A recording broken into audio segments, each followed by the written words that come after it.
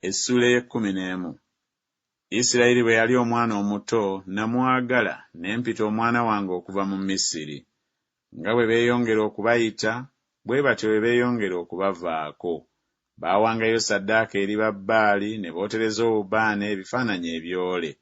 Era naye nayigiriza Efulayimu okutambula, nabawambaatira mu mikono gyange, naye tebaamanya nga nze nabawonya. Nabawalula n'emigwa egy'omuntu n'ebisibo eby'okwagala. Era nabanga gye bali ng'abo ababaggyako ekikoligo ekiri ku mba zaabwe, ne nteeka emmere mu maaso gaabwe. Talidda mu nsi y'e Misiri, naye Omwasuli y'aliba kabaka we, kubanga baagaana okudda. N'ekitala kirigwa ku bibuga bye, era kirirya ebisiba bye ne kimalawo olw'okuteesa kwabwe bo. Era abantu bange bamaliridde okudda ennyuma okunvaako, newaakubadde nga babayita okudda eri oyo ali waggulu, tewali n'omu akkiriza okumugulumiza. Naakuwaayo ntya Efulayimu?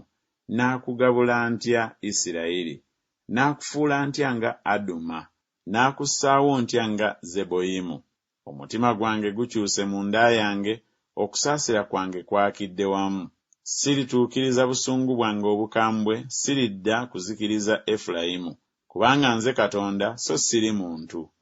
Omutukuvu ali wakati wo, so siriyingira mu kibuga.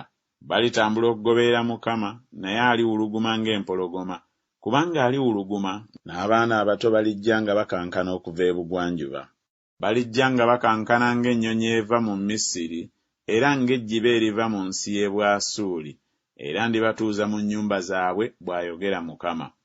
Efulayimu aneetooloozezza obulimba, n'ennyumba ya Isirayiri eneetooloozezza obukuusa.